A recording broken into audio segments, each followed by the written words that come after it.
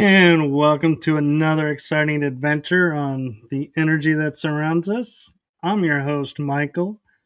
And tonight's guest, I have to say, we just recently met face to face, if you can call that on screen. And we've been laughing and cutting it up, waiting for the show to go live. So I can fully state you guys are going to have a fun night tonight.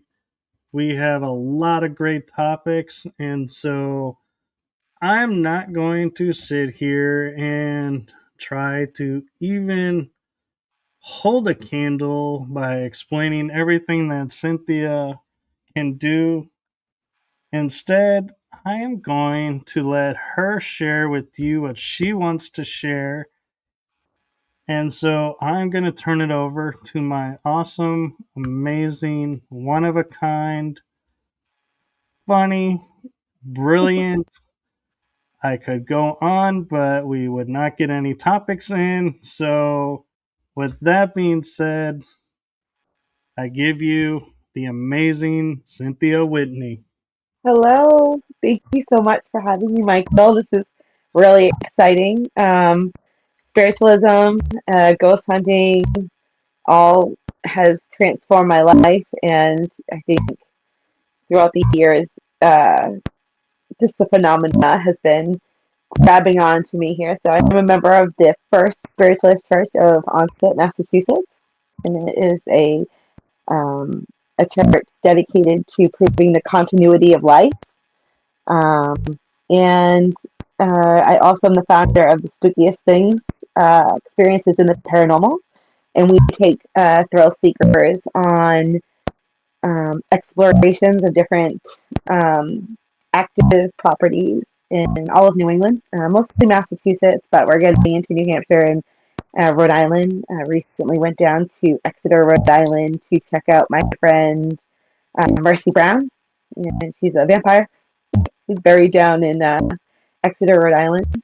And so just learning um, about the soul and the spirit frequencies and the different dimensions that we're in, along with going out and trying to document this activity and communicate with these spirits and let them tell their story or two worlds colliding for me. So I'm really excited to be here to talk to you about it. And I am excited as well. And I am just surprised that we even got a question before I even got to ask a question in the chat room. That is a first, I think. So I'm gonna see what you think of this question. So Seth McBrayer, I think it's I3M, is asking, "What do you believe in?" But what do I see? What do I believe in? So I struggled with the religion probably, all my life. I believe certain parts, but then there was discernment there, and there were certain parts of Christianity or Catholicism or paganism that it meant certain parts of it made sense, and then other parts didn't make sense. And what I found was that I'm an omniist, and omniists are all religions. I believe all religions are right in a sense, and there is a common denominator with all of them. And with spiritualism, where I found myself at the First Spiritualist Church of Onset, one of their principles is the golden rule. We come here with nothing, and we leave here with nothing, is what I know. And I know how we treat each other here is probably what matters. And the energy that we have goes into 12 different dimensions, and those dimensions have frequencies and bands, and we're able to communicate with different forms of energy at different times. And I believe that souls stay with you, when they do you wrong. I think that when we pass away, we see our life flash before our eyes. But maybe one thing that they don't say is that you see it from the point of view of everyone that you've ever encountered in your whole life, and you relive these moments that you might have needed to learn a lesson, and you relive them until you make right with them. So forgiveness is really important, but different energies give off different vibes, and you're responsible for your happiness and your own unhappiness in your thoughts. And when you get a hold of those things, the possibilities are endless for you. Um, the spirits that I've come across are all different types. There's some that have, I think, are caught in a certain time, and there's others that there's a great location in Abington, Massachusetts, at the point of the Bridgewater Triangle. It's part of the Warner Paranormal collection of properties. So shout out to them over there. They do a great job. We had a conversation with a woman who died in 2019. She didn't die tragically. Her name was Dorothy Hurt, and she had a conversation with us through a spirit box. And then I've been in the cellar of Mrs. Smith's Antiques and More in East Bridgewater, Massachusetts, which is probably one of the most active locations that I've ever been in. And we're having a conversation with, a fella that might be a killer of some sort in their basement. And there's probably a lot of tragic things that happened down there. But they're both able to communicate with us. Um, and so it leads me to believe that you just don't die. I think the Bible, that's the first thing it tells us is we don't die. We live forever. I believe that to be true. But depending on frequencies and energy, is when it's able to come in and out. That's really cool. And for everyone that watches the show, and I think I startled you when I backed up right away, kind of stunned looking, is because, and I'll share this in full transparency, my ring light was on spiral with colors, and I'm nowhere near it, and now it's on bright white. It like totally changed on its own, and I was like, what? So I don't know if you have a friend that likes to mess with stuff that's having fun over here. Yeah. So I did listen to some Moonlight Sonata. Some music and vibrations are really important during our services at the Spiritualist Church. Before the medium gets up to speak and give readings and messages, we sing, and it's one of the funnest things about the church is that we sing fun songs to raise the vibration.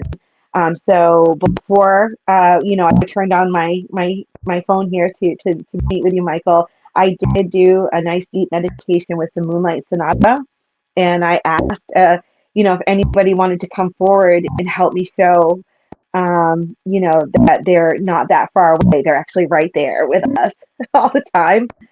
Everyone has spirit guides, and everyone should humble themselves to ask for what they want because the possibilities are endless. You can have anything that you want, and you can have any kind of life you want. You are 100% responsible for your happiness and unhappiness, and you just have to ask. And there's spirit guides that are with you to assist you. You have to do your part, but they are there to assist you. You just have to say it out loud and ask. And my friends throughout the years, they think I'm crazy when I say that, and then they go ahead and they try it, and it always have faith and patience, and it never fails. I totally agree, and I love talking with the spirit guides. And one thing that's interesting about spirit guides is they're different from like guardian angels and stuff because like guardian angels have the concept of being around from birth till current. They're always there. Where spirit guides, they come and go. They're there to help you with certain paths, and once you learn it, they're like adios. Have a Yeah, a great new one one. might come in. Yeah.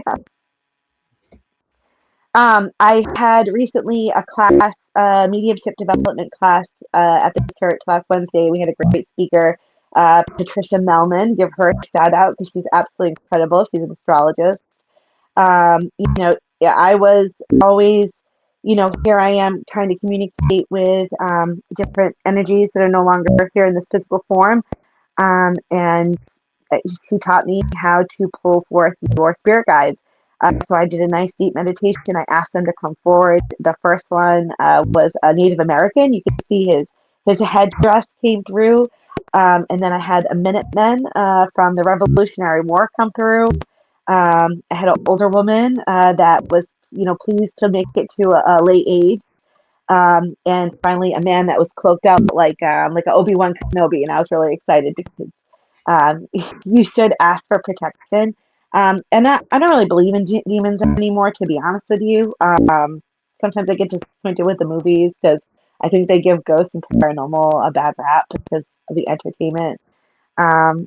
Maybe scare people a little bit, but they're not scary. They're just like us, but just in a different form and on a different frequency. And they're not very too far away. My first guru, teacher of this back in 2021, Ray Booten. He's a great man. You can listen to him on a podcast called Mostly Closely on Spotify. He taught me so much.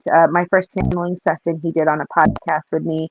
And we were at a property amazing property in Weymouth, Massachusetts, called the Emery Estate.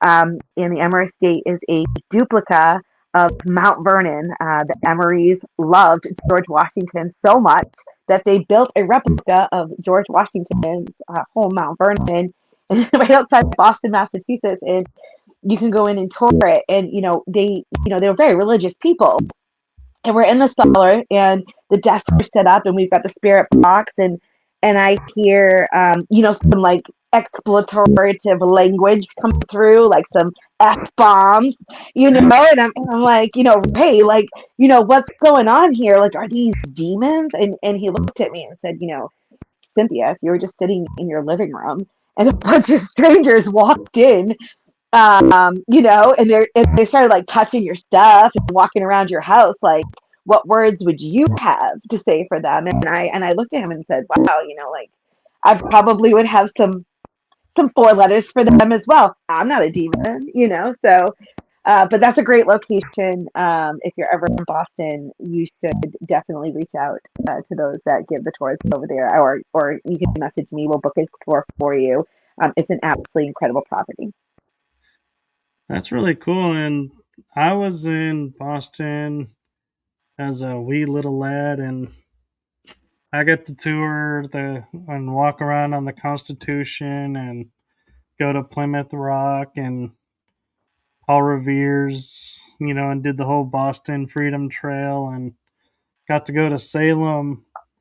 And the one thing that kind of interested me was it's like it's interesting because you would think with all the history and everything that happened there with the revolution and everything, you would go there and like it would be so thick. It would be so like you couldn't help but feel it and everything. And honestly, when I think back as a kid, I don't think I really ever felt that much pressure or that much like paranormal like energy in the air, so to speak. But I've often wondered if I go back now, knowing what I know now, how much different would it be? Would it be really prevalent or would it be the same? Has it kind of over the centuries, has everybody calmed down and everything's kind of settled? So everyone's happy now with what's going on, or, you know, Yeah, or what you're paying attention to, because in mediumship studying, you like in class, I was channeling a young man, and I wasn't sure who this message was for, but I could feel him like maybe like skiing, and I've never been skiing ever before in my life, but I felt like I was like skiing, and then I hit a tree, and I could feel like the sensation in my body and stuff.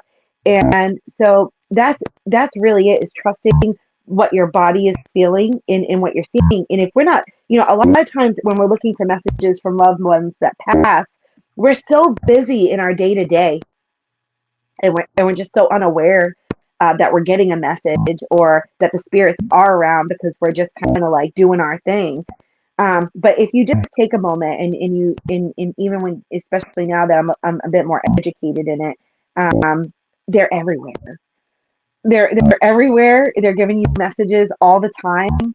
And it just thought maybe we just weren't paying attention before. So maybe before, when you went, it was more of you were doing your thing, and now you're sensitive to it. You're aware that they possibly could be. They're everywhere. You're never alone. You can tell them to leave you alone while you're like having private moments. For all of us, you can tell them, don't come in here, and they have to listen to you. I learned that on the USS Salem. I took some classes, like whatever you ask of the spirits, whether they're honorary or not, or I don't want to say mean, because I don't know if they're mean. But you can ask them, and they will do, and they have to. We're vibrating on a very high level, and those spirits are vibrating on a very low level. Um, and so, but when you start recognizing frequencies, you start recognizing them more and more around. So I'm not sure if that's maybe a difference for you when you're more aware of it consciously. It could be, but everywhere I go now, I pick things up. Yeah, that's true. And because I was more there for the history and paying attention to the history than the paranormal history. Mhm. And one thing I'm kind of curious your thoughts around is when you're going through and doing these tours, or you're going through and going on the ships and everything, when you sense and feel the presence of a spirit around, do you see it and know what genre or era it's from? Or are you one of those that's like, well, I'm on a boat, so it must be a sailor, and you just start talking to it as if it's a sailor because that's the environment you're in? No, I'm still in training, but no. Another great location is S.K. Pierce Mansion in Gardner, Massachusetts. An absolutely incredible free. It wasn't a Freemasonry lodge, but it was built by a Freemason who like lived there, and he had a factory across the street, a furniture factory. And I went with a great group of gals called the OPP, the Other People's Paranormal Group. They are um, the best of the best. They have great folks on there, and they have brought a newbie. Her name was Angela, and we were sitting on the floor, and we had the grids up, and we're trying to channel the ghosts of the S.K. Pierce, mansion. And in the meantime, what I'm seeing in my head is, and I sometimes hear them, sometimes see the shadows. But when I close my eyes, I see visions, and sometimes I got to figure out what I'm seeing. But what I was seeing was like a butterfly or a fish, something with like this wing thing going on. And it kept bringing my attention to Angela next to me. Um, and I never met her before, and I don't even know what her name was at the time, but I was very drawn to her. It was just making me drawn. Here I am, like I've got another medium with me, and we got our hands, and we're trying to like channel the ghosts of the S.K. Pierce Masons. But it's pulling me over to her, and I'm like, "Do you have kids?" And what I'm seeing, is that there is like this stuffed animal, yeah, and it's either like a fish or maybe like a butterfly. It's got some wings. And then I saw a flash of the Jesus fish. And so now I knew it was a fish. And I was getting away from the butterfly, and she's like, "I'm sorry, I have no idea what you're talking about." Like, I really don't know what you're talking about. And I'm like, well, there's like this connection there with this stuffed animal, this fish, something, and her dad had recently passed. Um, and that Monday I get to work and I'm at work just kind of like I just kind of like brushed it off like whatever, and she sent me a message and she took a picture of this stuffed fish that was on her daughter's bed that she just didn't even know that she didn't even realize it was there. So when they have a message, it really doesn't matter what you're doing or what you're trying, you're going to get the message and try to connect it with who it's for. And you can resist it all you want, as I tried to do, and try to focus on just, channeling in, who we were there for. But in the meantime, this girl's recently passed dad. They were very close.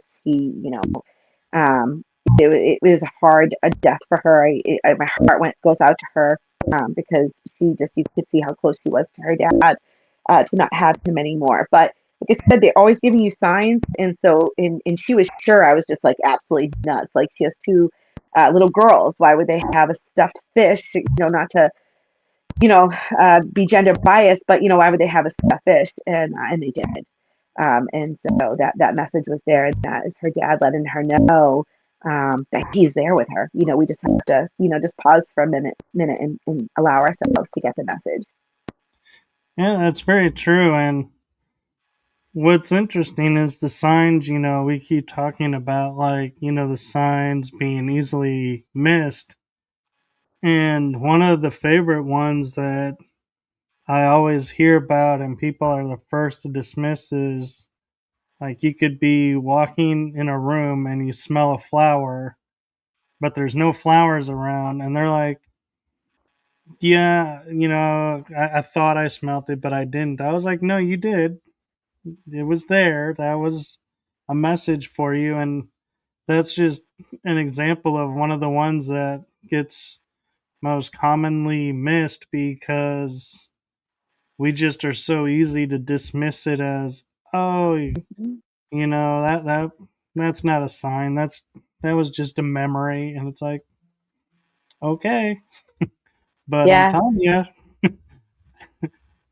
no, people, because I think just um, it's hard to believe, but for me, I see it over and over again, and it never becomes old to me when I'm able to see the connection. We had a great speaker this weekend on Sunday at church, and she was, reaching out to someone that there was a fall, like he was falling into his passing, and someone raised their hand, and sure enough, it was a diving accident. And but she had to trust what she was feeling to give that message, and that she was having the feeling that she was falling. And for some, and when you see it happen right in front of you, you're like, oh my gosh! Like the same thing with the fish with the girl, or just so many different experiences that I've had where there's always the possibility of coincidences, of course, but sometimes they're just so close that it's almost like, how is that even? It has to be, because I see it over and over again. It never gets boring. It never gets dull. It never gets old because it's so miraculous. And especially when you see people that are so heartbroken over the loss of their loved ones, death is really hard for some people to swallow. But again, in the Bible, and 365 times it mentions, don't be afraid.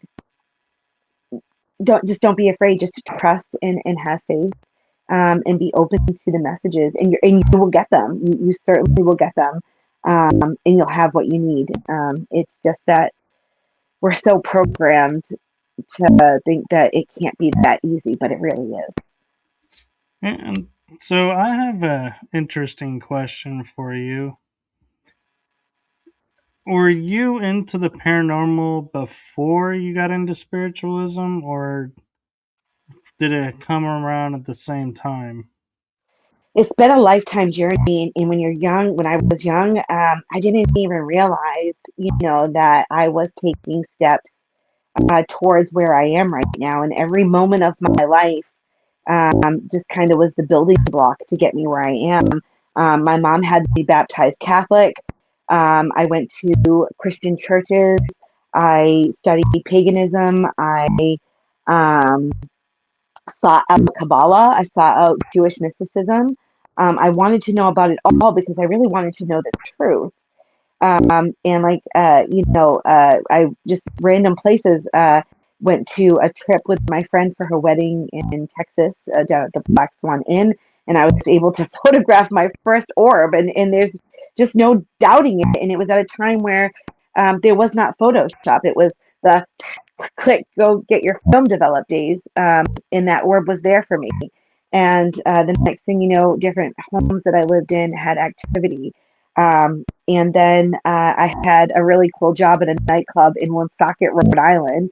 And this particular location was just beyond. The whole street was haunted. My boss let me stay in one of his apartments across the street, and me and the girl that stayed there with me, the things would fly across the room. We would have smells. We would smell cigarettes.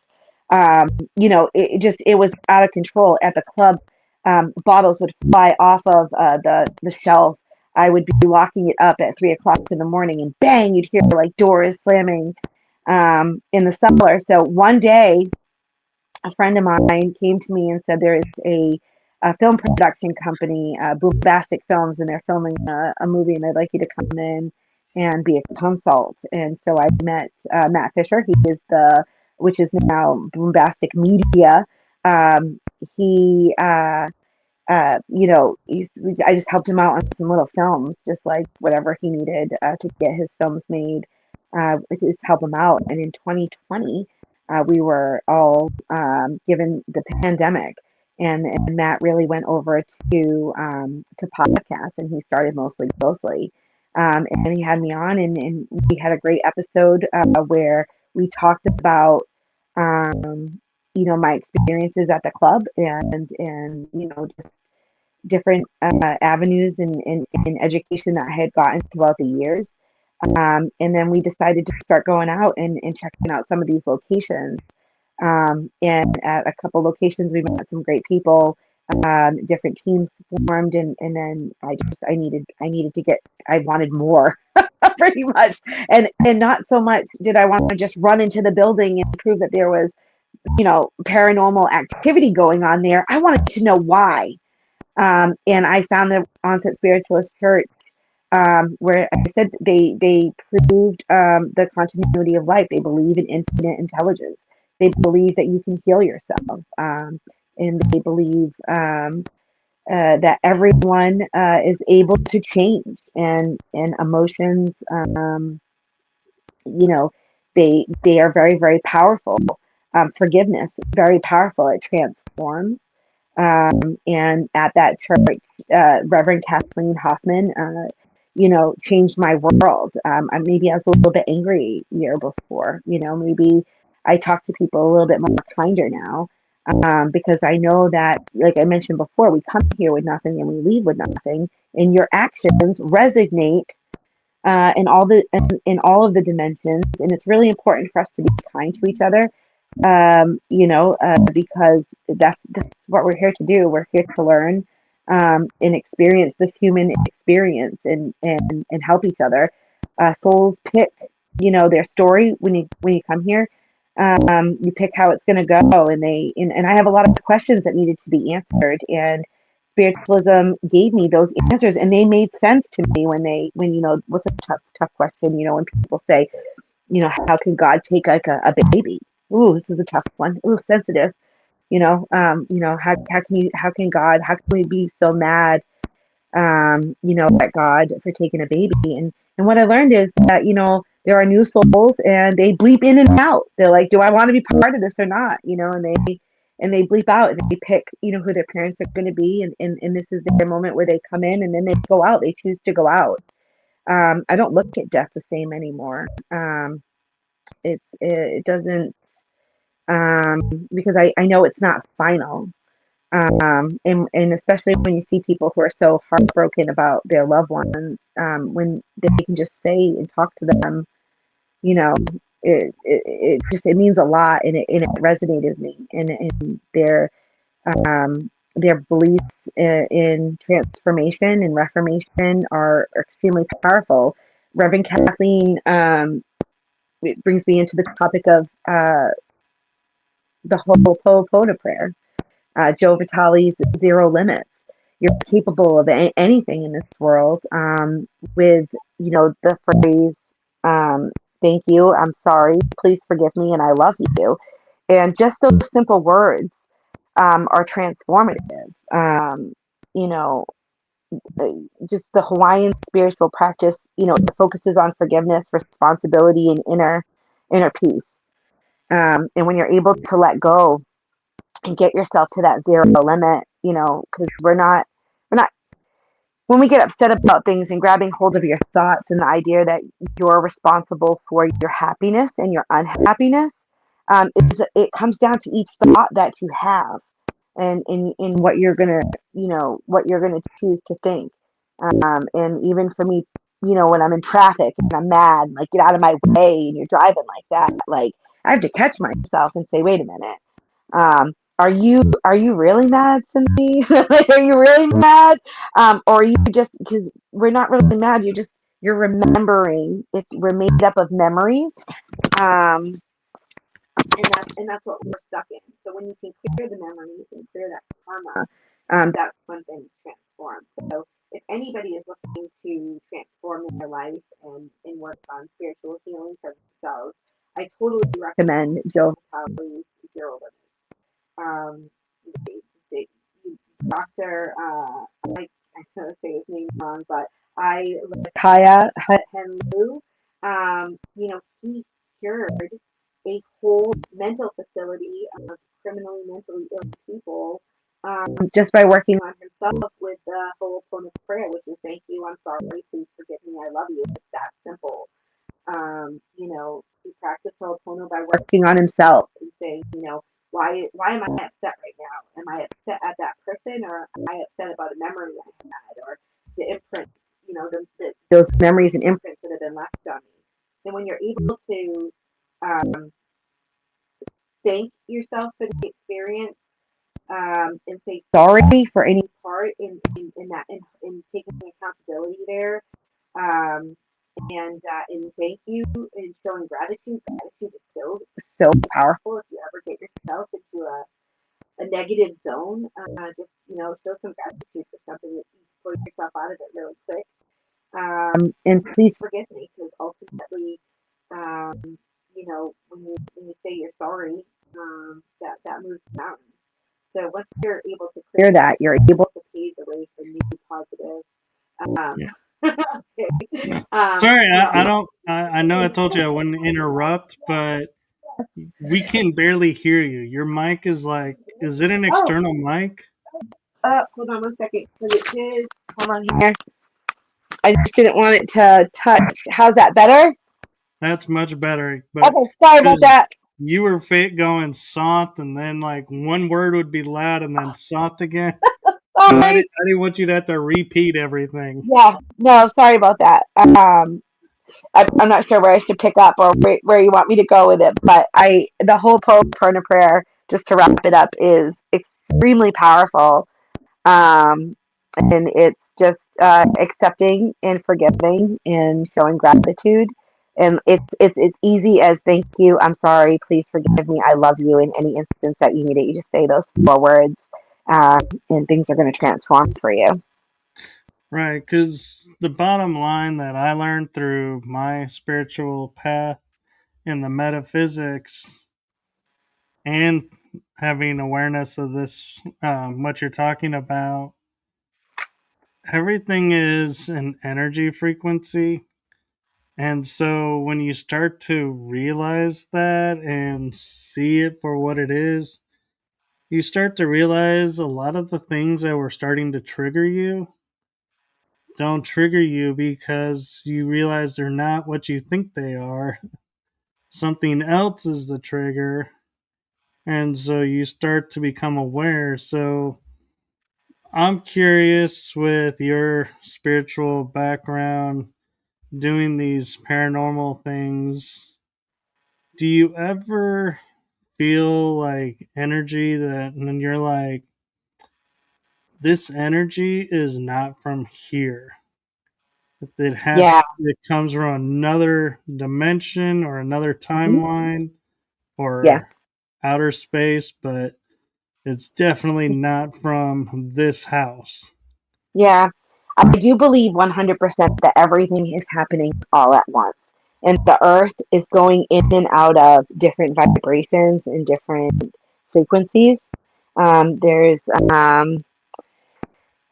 so one thing I've been learning is healing frequencies with healing rods that we can actually like cure cancer with just this like frequency and stuff. So I really have been studying with these, and anytime I get a boo boo, I'm like, let me get some frequencies on it. So that's really important. And but what happens is, and I think it's kind of why we don't always see Bigfoot, or or there are up here we've got in the Bridgewater Triangle pudgewudgies. They stand about this tall. They look like a hedgehog. They got spears. And I think that when the Earth goes in and out of certain dimensions or certain frequencies, from outside forces like planets or comets or AI Atlas, whatever is going on there, come through. We're changing the vibration, and you're able to see different things come through. I was on the front of the boat of the USS Salem warship, and I felt something that was going around my legs, and I was like, what is going on here? Because this is not a person. This is not anybody that's ever been here before.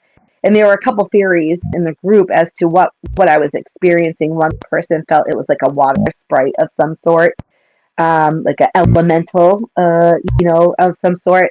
One thing about the USS Salem is it went to Greece. I think it was, don't quote me on it, but 1945, they had a really bad um, earthquake. And so the boat was sent over to Greece to be more of like a medic ship. Um, and there were a lot of babies that weren't born, that perished. So one of the members of the group felt like it was the spirit of the unborn children playing around my feet. They were comfortable around me.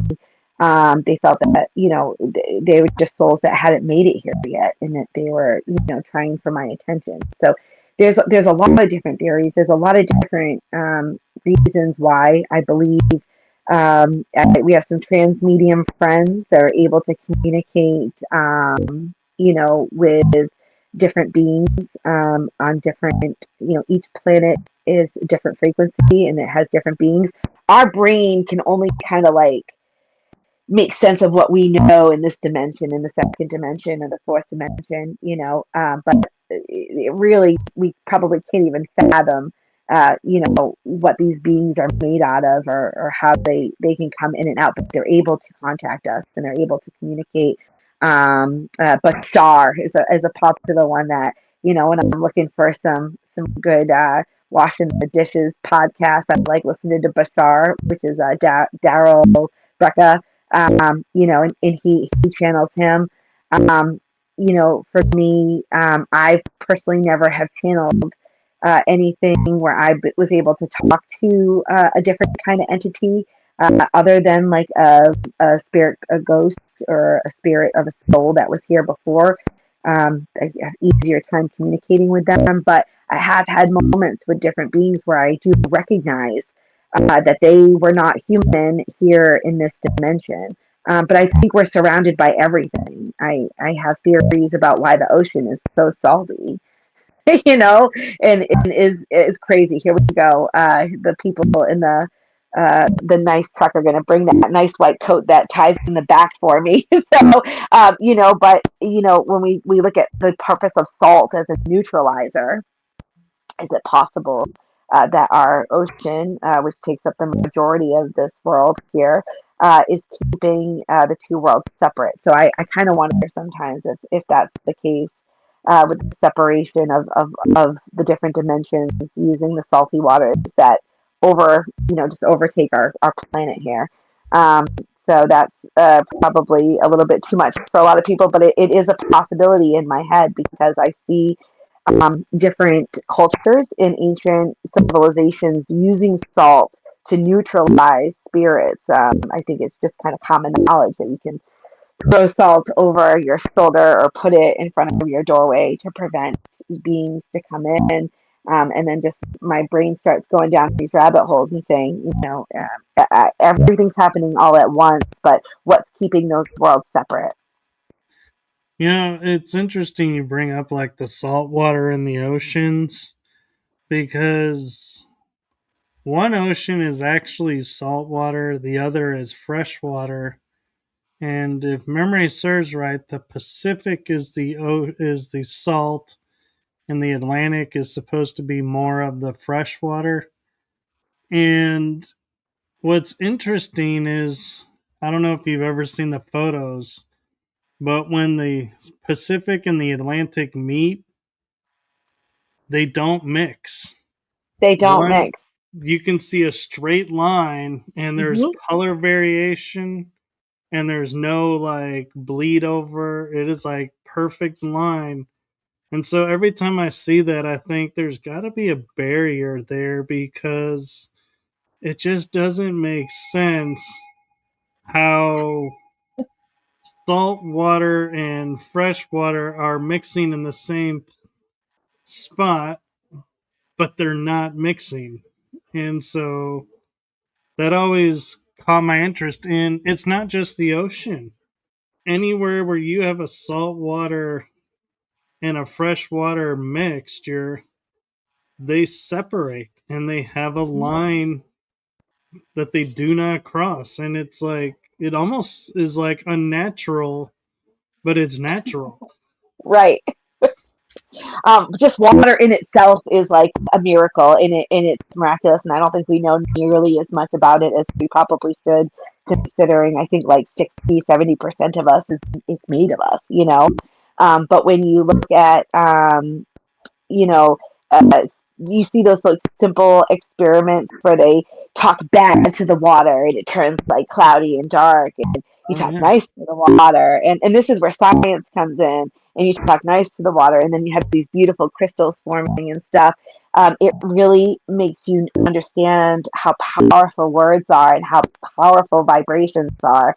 And then when you think about how much we are, like I said, made of water, and how we talk to ourselves, is just shows that there's something there that we really need to pay attention to as far as our words and what comes out of our mouth, and our our attitude and our vibration, because it's very, very powerful. And I think it's natural, but it's also unnatural. Like if you really do a deep dive into it and really think about it, this is what we're made out of, and our words has been proven that it affects how it's going to be, and what qualities it gives off. So water is really powerful. It's also a mover of the paranormal. When I have paranormal investigations on rainy days, um, I know it's going to be hot. I know that those negative ions are up popping off, and the spirits are going to be able to glide on in a little bit easier. So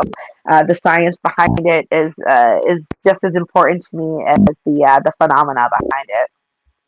Well, and to take it a step further, I don't know if you're familiar with the Russian study where they had two plants that were identical and they separated them and put one on one side of a building and the other on another side.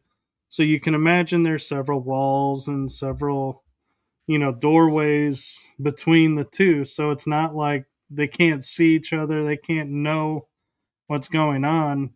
And they found if you lit a lighter under one of the leaves, the other one showed the same impact Wow. as the one that was on fire. And if you sang positive music to it, both of them started to bloom, even though only one is getting the music. And if you sang like horrible music, like low vibrational music, they would start to wilt, both of them. they were entangled. And so they started thinking, this is where the quantum entanglement theory comes from, that, everything's connected. Yeah. And it just is amazing to me when we look at our world, how many things we see that we just write off as, oh, that's just nature. Like, I know in watching Josh Gates's show, there's a forest in Romania that has this thick forest, and then there's a square where no trees grow. Yep. And it's not for lack of trying either. They just don't grow. And nobody really pays attention to what that could mean. And I find it so interesting. There's all these little natural anomalies around, and everyone's like, okay, yeah. I mean, we have, I think I know of at least 4 or 5 places in the US alone where gravity runs opposite of what it's supposed to. Like, you can put a car in neutral on the bottom of a hill and it rolls up the hill, which, I mean, come on. Science tells you that is impossible, but yet I've even seen it done on film by a friend of mine. Yep. They're in the driver's seat and you can see the cars in neutral, Hmm. and you can start to see the light of the for the road above the hill, and you're like, and it's getting closer and closer, and it's like, what in the world? And like, cans roll up instead of down, and it's just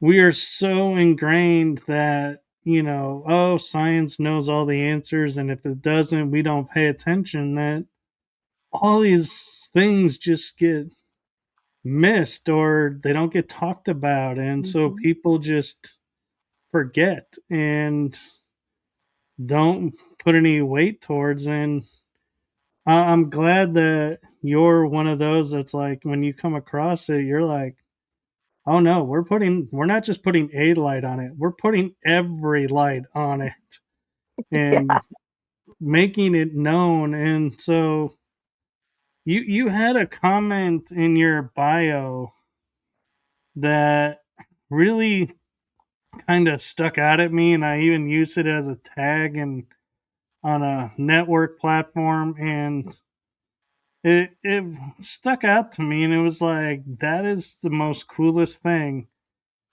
And that is your line, step beyond fear and into discovery, where history, mystery, and the unexplained collide. I was like, that Hmm. is such a perfect, beautiful description of the paranormal. This is it. We live in a really magical world, and we're just so busy every day doing whatever we have to do to get by, that we don't pay attention to how miraculous the world is. Quantum consciousness is a real thing. I've just started out remote viewing. I'm really practicing remote viewing, where my friend moved to Kentucky, and I remote viewed into her closet and told her about where, there's a hook I saw, and it had, a hook like, you get your clothes from the dry cleaner, that little hook there. And that's what it looked like. And she's like, how do you do this? How do you know that? But, you know, when you just get out of your own way and you don't fear, and like I said earlier, all of ancient religions, I make reference to the Bible 365 times. I just find that to be coincidental. That it says, "Don't fear, don't be afraid," and that's the best advice I'm going to give anybody right now that's listening: is do not be afraid. Um, and once you're able to, not be afraid, like I said, the movies don't help. They've got like black-eyed possessed people like coming to chew you up, but really it could be your grandma and she just wants to give you a hug. uh, you know but it is, the world is very magical, and it's on the tips of our fingers. Just don't be afraid, have faith, and be curious, and be open-minded, and the absolute incredible anomalies in magic is right there in front of you, and you're going to experience it. That's very true. And One thing I'm curious about, because I know from metaphysics, forgiveness has a different connotation than a lot of people realize, to the point where I started to realize forgiveness for me is I only need to forgive myself, my part, and everything else is up to whoever was involved in their part. But I don't take on and say we got to forgive the whole. It's no. I only work on my part, own my part, and I kind of have found that a lot of weight and pressure and everything's been lifted because that's a huge task when you think about forgiving a whole experience. Hmm. And I'm just curious, with your spiritualism and your, work with the church and the paranormal, what's your viewpoint and take on forgiveness?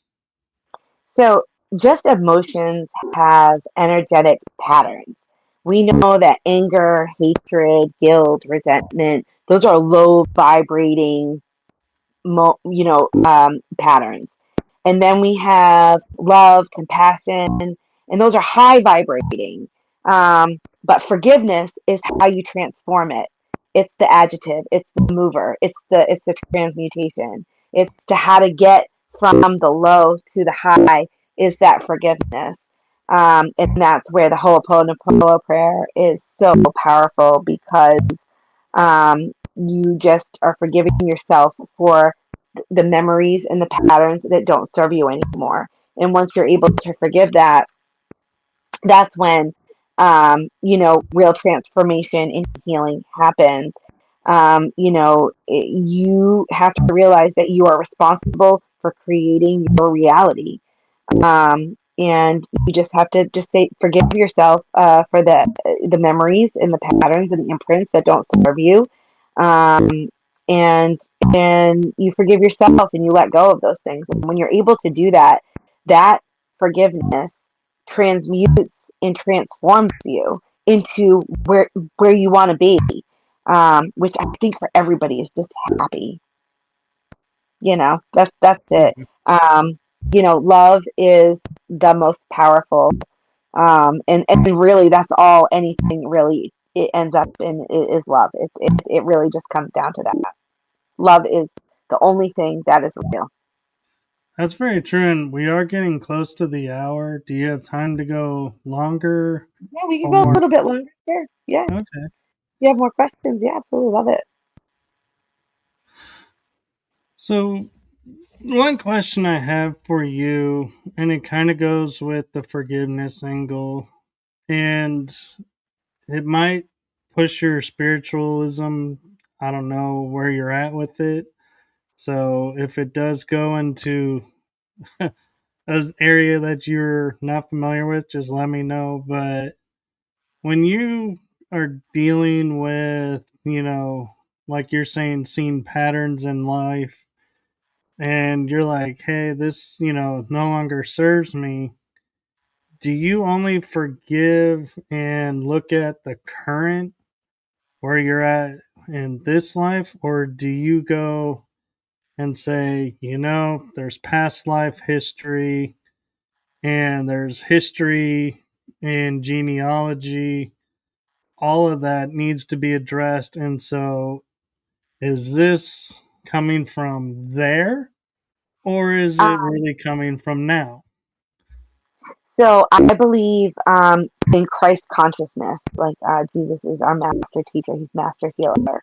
And when a soul comes to this dimension, it splits itself into 12 identities, which are the 12 apostles. You have 12 different realities, dimensions that you split yourself into, and each of them are learning a lesson. Um, and I believe that um, when you are a person that when you start recognizing um, how am I going to word this? The DNA has memory. Okay, everything that made you to who you are to be in this has memory. And when you're unable to lock those DNA strands 1 through 6, you are able to get the full human experience. And that's when you get to remember all of the different lives that you've lived. It's all in your DNA.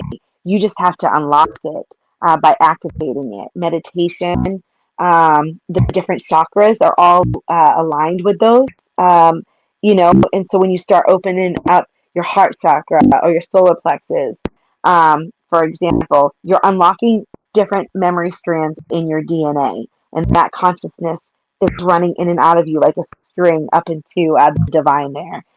We're all a little bit of a spark of the divine. I believe that wholeheartedly. You have a soul and you have a spirit, and your spirit is the spark that's given to you, which is part of God, because we are all divine beings. It's like when I see so much suffering, it kills me because in a split second that suffering can go away because we're so powerful. Um, so if I again can give anyone ever some advice, don't be afraid. Trust in yourself because who you are made of is inside you. You just have to unlock it. Different frequencies, different vibrations, meditations, and the chakras. Once you're able to unlock those different parts of yourself, you're able to remember who you are, and that's your soul. Interesting. And I find it interesting you only reference the 12 apostles and not the 13 that No, you, just because you do know who the 13th apostle was, right? who's the 13th apostle, Mike? Mary Magdalene. Mary Magdalene. She's very important, very, very important lady there. Yeah, she was actually the first apostle they found through looking at some of the books that were removed from the Bible. And Mhm. before everybody starts messaging me about religion, Here we I'm not go. bringing this up to change your religion. I'm just stating what I've read and what I feel is a truth for myself. Mhm. So Yeah, don't come I after definitely. me for it. Yeah, I But recommend everyone be open-minded to the Ethiopian Bible. They all of the books that were left out of different versions of the Bible. Those stories are there, and particularly the Book of Enoch has my attention right now. Um, you know, because the story of the word I'm looking for is the Merkaba. You are able to move, in and out of your different dimensions and all your different lives via the Merkaba. So I definitely wish everyone to be open-minded about different versions of the Bible that are out there. And I don't, like I said, I don't. I just use discernment with religion. Because there are parts of the King James Bible that I'm solid on. I'm solid. I believe it. I believe it factually happened. I 100% believe Jesus is our master teacher in becoming a Christ. It's not Jesus Christ. It's Jesus the Christ. Pretty sure. You can fact check me there on that one. And there are so many beautiful verses of the Bible, and I've referred to not being afraid 365 times, and we all live forever. It's the first thing it tells you is nobody's dying, but we just kind of like skip over that part. And then I think about the Leviticus, is the 1920, where if a slave woman is promised to another man, that man must be punished. And then I have to ask myself, did the creator of the universe say that, or was that man? And so there's a lot of discernment with it, and I look toward what feels right and what vibes right with my soul, and I go with my gut feeling.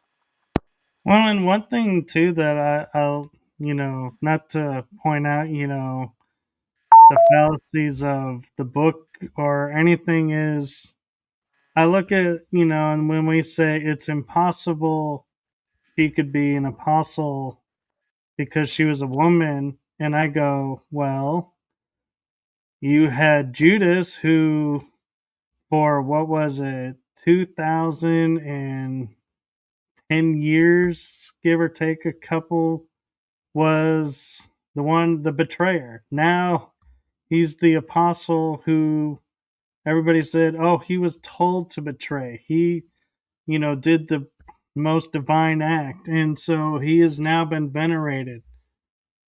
But yet, Mary Magdalene's role is still in dispute. And it's like, and people are like, nope, can't be true. And I'm like, well, if Judas got vindicated, why can't Mary? And so I think it's just a little bit humorous to me when I look at scenarios and look at people's reactions, how one person who did the worst act in the Bible is now okay, everybody's buddy, he's forgiven, everything's good. And the woman who did absolutely nothing to anybody but walked around and supported the apostles is still half believing she's still the prostitute and half believing no, she's not the prostitute, but she's no way an apostle. It's like, really?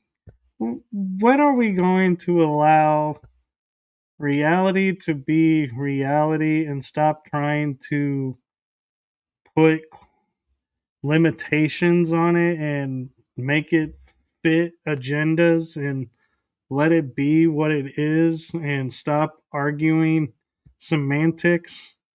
That's just my personal viewpoint, and I know a lot of people are like that. And I'm gonna get off this religious tantrum because I just know it's gonna get me in trouble. But yeah, and so what advice do you have for people in stepping beyond the fear and knowing they're about to step into discovery? You're muted. Cynthia, you muted yourself. I swear I didn't touch it. Um, um, the best advice I can give anyone is to trust yourself and to try it out, and just for you know shits and giggles. I don't know if I could say that, but just for kicks, um, ask grandma to give you a sign. Ask that friend that passed away, um when you were, years and years ago, to give you a knock at the door, or a sign, or ask for it and be open to it and take a moment to pay attention to what's going on around you, and consider what happens. That's the best advice I can give anyone, is to have your own personal experience.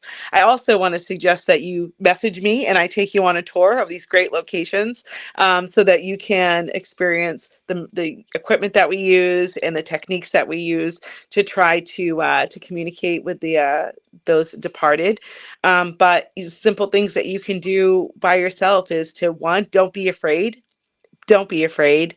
Um, all of the religions tell you not to be afraid, no matter what they are, and give it a try and ask, that loved one, that passed, or that friend, that long lost pal, or even a pet.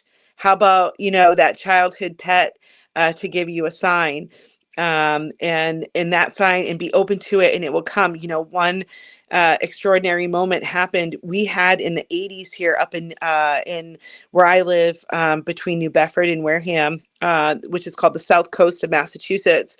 We had a serial killer. The highway um, murders, and me and another medium were driving up and down the highway, talking to these dead women. And I said, listen, can I just have a sign of where your body was? Can you give me a sign as to where they found you? This is decades and lifetimes ago. I was just a little girl, maybe 10 years old when all that happened. So I wouldn't know pinpoint where on the highway it was. And as we come around the bend, there's a red balloon on the side of the highway. What are the chances? What are the chances that that red balloon was on the side of the highway for me? But I was open to it, and I asked, and I just, hey, give it a shot. What do you got to lose? That's true. And one thing I will add is when you ask for a sign, don't ask for something you're not prepared to receive, because even, I know television shows are for entertainment value, and some of the shows do have some really good information, but one episode in particular, Destination Fear, I give a lot of respect to Dakota because he went into a room and asked them to knock, and they knocked really hard, and he screamed and ran out. But then he came back in, and this is the part where he gained a lot of respect to me, in my opinion. He said, I know I asked you to knock, and you did, and I ran out, and I want to apologize. But can you do it again to let me know, you're there? And I was thinking, you're a TV celeb on a paranormal show. Running out, that's almost like scripted. You're supposed to do that. But he was the first I ever saw walk in and apologize to the ghost or spirit or whoever was there and explain why he did what he did. Mm-hmm. And that to me was like, wow. Yeah. When I go and I start off these locations, I always introduce myself like they were standing in front of me in human form. And I say, my name is Cynthia. I'm here to hear your story. You don't have to be afraid of me. I'm here to maybe give someone a message for you or listen to what happened. And I just treat them with respect and just, having respect for what's going on in front of you and be open to what could possibly be. I don't, like I said, I don't believe in demons anymore because they're your demons. When they say face your demons, if anything abnormal is going on, it's probably because you caused it to go on. So forgive yourself. Thank you. I'm sorry. Please forgive me. I love you. And move on from the moment and in those entities. Not to say that there aren't darker outside forces. You have to have it. For good to exist, bad has to exist. It's just the rules. And when you respect it, you just see things a little bit differently because the good days are good because the bad days exist. And when you're able just to take a deep breath and get through those bad moments and get to the good moments, that's where life really starts to flourish and you start to grow as a person and you start to learn your lessons. And that's why we're here on this journey to learn in fear and help each other. I think one of the best ways to deal with bad energy, negative energy, and bad thoughts and depression and things like that is just to be kind to each other. Be extra kind. If you're having a bad day, be extra kind. Offer someone help. Offer someone maybe just an ear. Um, no judgment and just let someone just be who they are, and forgive when you can. When the person cuts you off on the highway and you want to throw them the finger, instead take that moment to say, listen, I forgive you because maybe someday I'm going to cut somebody off on accident and I'm going to need some forgiveness too. And just kind of go about that with that kind of attitude. Not to say that when I'm at a ghost at a ghost hunt, I don't say, I only want to talk to who's my highest and best good and those that walk in the light. Um, But it's not to say that I don't respect the darker side of things, because it has to exist. The bad guy has to exist for there to be a good guy. It's interesting you say that because I had a spiritual awareness of energy is energy. It's neither good nor bad. We're the one who defines it. And so when you say you have to have bad to have good, I just look at it as energy and being like, it's interesting that we have to, in our minds, go, oh, well, you're a good energy. You're a bad energy. It's Yeah. like we don't ever sit there and go, oh, there's energy here. Yeah, we Like we gotta always feel we categorize. have to define it. And I'm starting to find that's actually kind of interesting because I've talked to beings and I always thought there was good ones and bad ones. And they said, we just are. Your perception is defining who we are. We're not defining ourselves. And so I realized, wow. And so I've had to take a step back, and now I'm like, I am very careful about when I say good or bad because I'm like, is it or is this Yeah. my filter? And I want to acknowledge it for what it is and go, wow, that's energy. There's Yeah. energy. And just, Yeah, yeah, there's an old Chinese Oriental legend where, the farmer, his horses run away, and everyone in town's like, that's terrible, and he says maybe. And then his son runs off to collect the horses, and they're like, hey, your son brought the horses back, that's great, and he's like, maybe. And then the son breaks his leg, and he says, oh, that's terrible, and the farmer says maybe. And then the next day, the military runs through recruiting people for war, and they don't take the son because he's got the broken leg. So, like, which is good? So I don't, yeah, enjoy that broken leg because it may have saved your life. yeah. And there's a funny adage that I remember as a kid where this person would walk down, fill this pitcher with water, carried it over his shoulders, and by the time he got up, it would be empty. And someone goes, well, there's a crack in the bottom. And he goes, yeah. He goes, so you wasted your time bringing that water up here because now you got to go back. He goes, yeah. And they're like, well, why do you do it? And he goes, well, I do it because I can. And they're like, well, what do you get out of it? I was like, he goes, I get nothing, but look at the flowers on the side of the path. Yeah. They're loving it. And so I feel gracious that I'm able to help water them and feed them.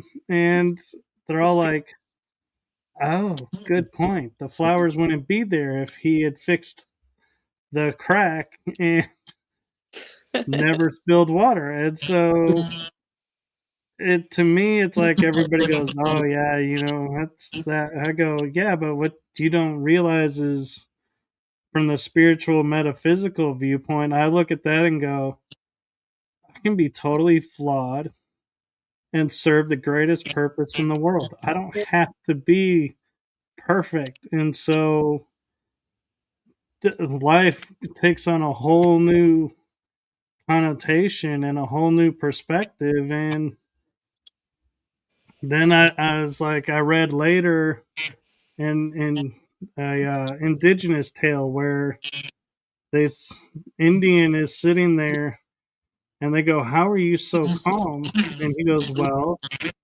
there's two wolves inside of me.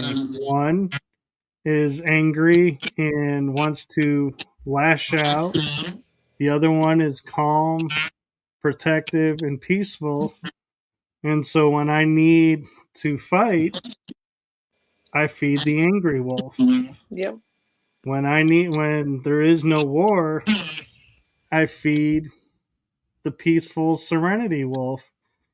And he goes, well, how do you know which one you're going to be? He goes, the one I feed. That's right.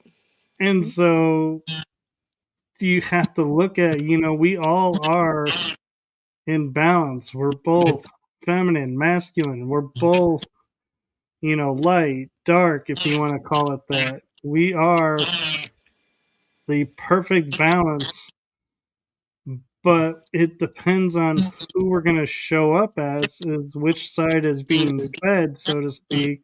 Mm-hmm. And that's what we have to look at. Yep. And it's your choice. Yeah. And the beauty of choice is you can feed the light one, and if you realize you're not making any ground and it's not the way you want, you can feed a different light side and Anytime. You can change change path. anytime, even after you pass. Yep. The only time you can't make a change super easy is when you get married. That one you got a legal document. And yeah, that's going to be a costly change. So Yeah. think about that one before, Yeah. really hard before you make that one. That's right. Awesome. Sorry, I couldn't resist that one. Yeah.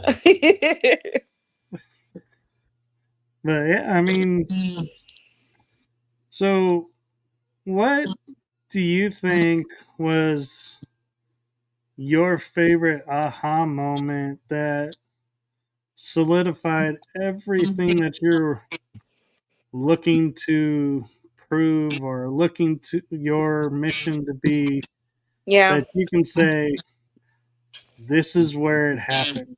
And so now that I've had it, I'm going to keep going. Oh, wow. Gosh, I've had so many of those moments.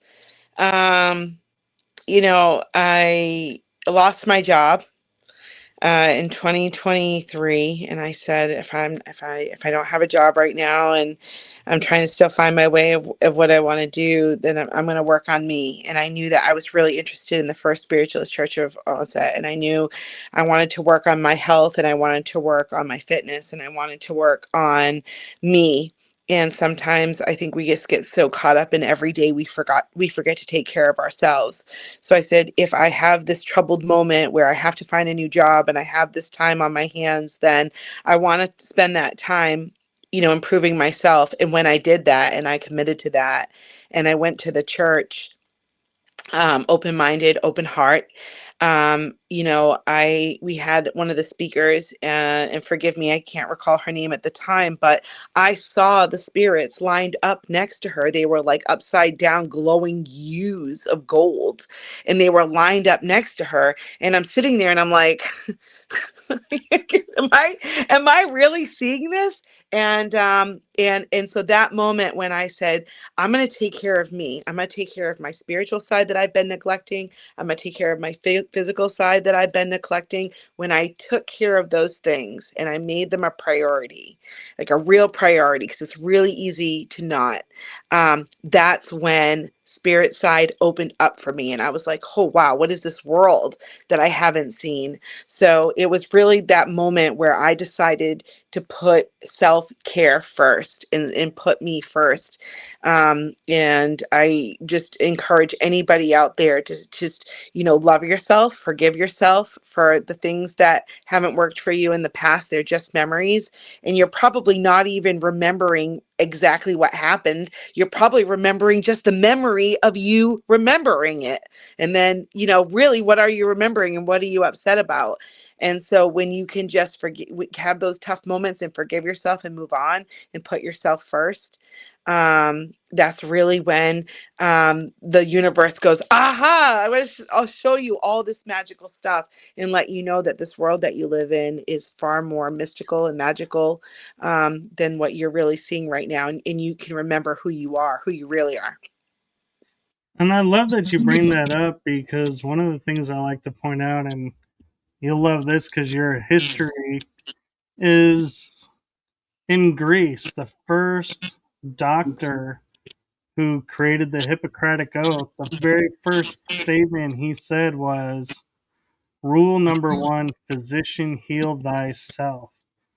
So that means put yourself first. You have to take care of yourself first. I've got it on my wrist. I got the tattoo on my wrist. It's on my wrist. And somewhere in history, it became physicians take care of everybody else. And it's selfish to take care of yourself. And so we are so ingrained that now it's like if you were to say to someone, take a day for yourself, we're like, oh no, I can't do that. No. It's like this bad thing. Where in reality, that's the greatest gift we can give ourselves is a day to just be ourselves. And if we want to process some stuff, we can. If we want to just be present and just do nothing, that is perfectly fine too.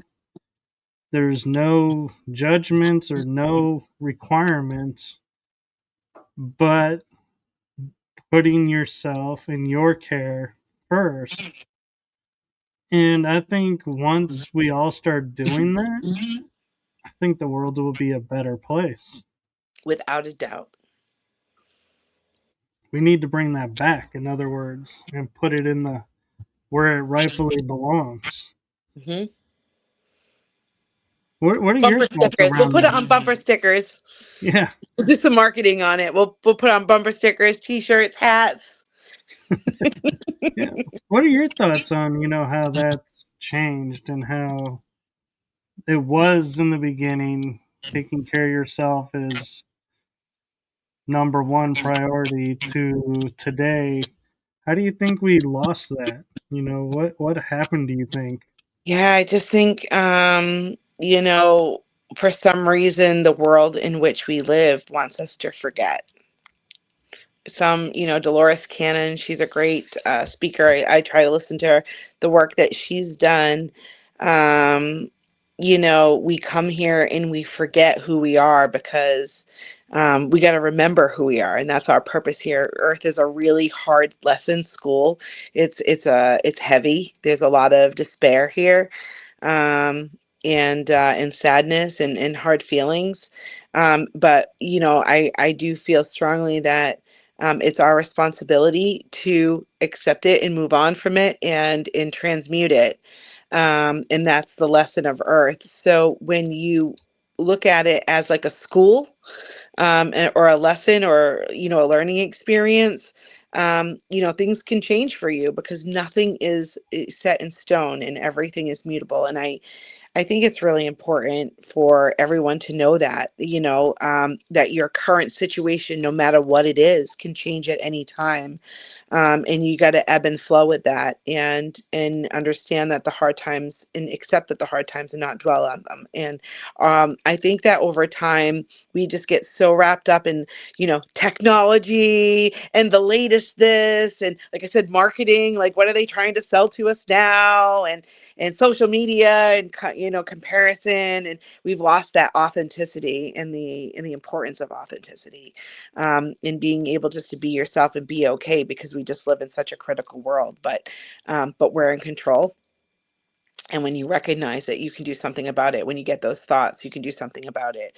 And I just think it's just something that maybe always been. I don't know that we were happier in the 50s or we were happier in the 60s. They still had, or the 70s, or maybe the 80s. They were pretty happy in the 80s it's good times, right? Everybody was having a good time.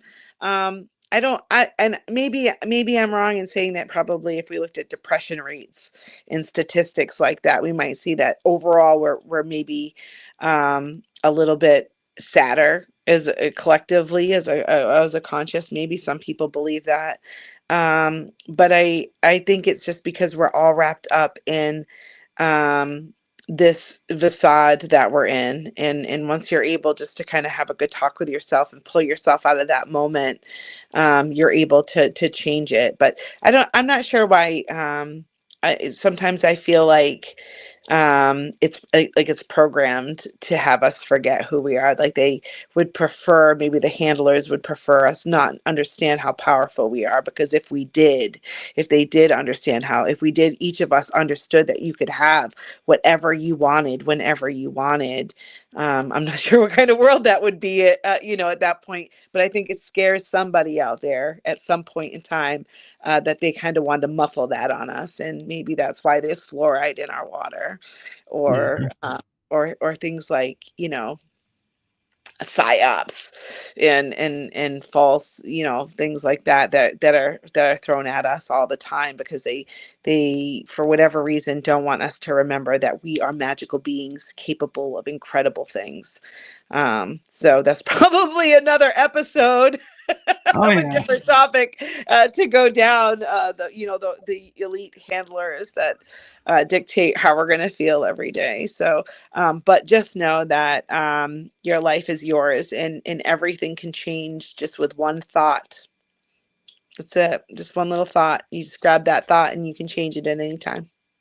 Very true. And as we're getting close to the hour and a half mark, um, you put out a video where you stated all the topics that you wanted to talk about tonight. I'm just curious, did we get to them all, I or? think we did. I think we did. The history is something that we can touch on another time. I would love to come back again, because I think we could probably take on a lot of topics. But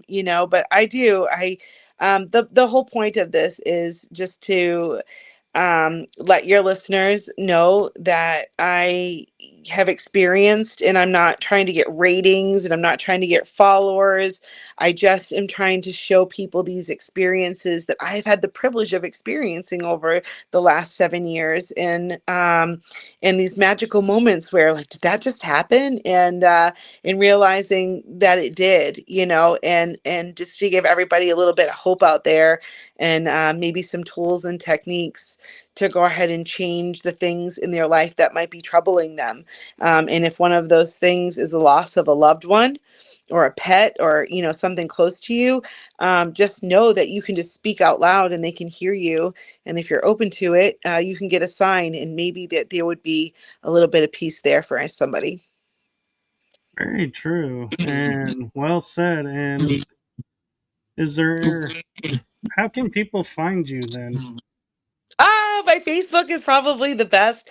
The Spookiest Things Experience in the Paranormal Facebook. You can certainly message me on there, or Cynthia Whitney. My regular Facebook is great.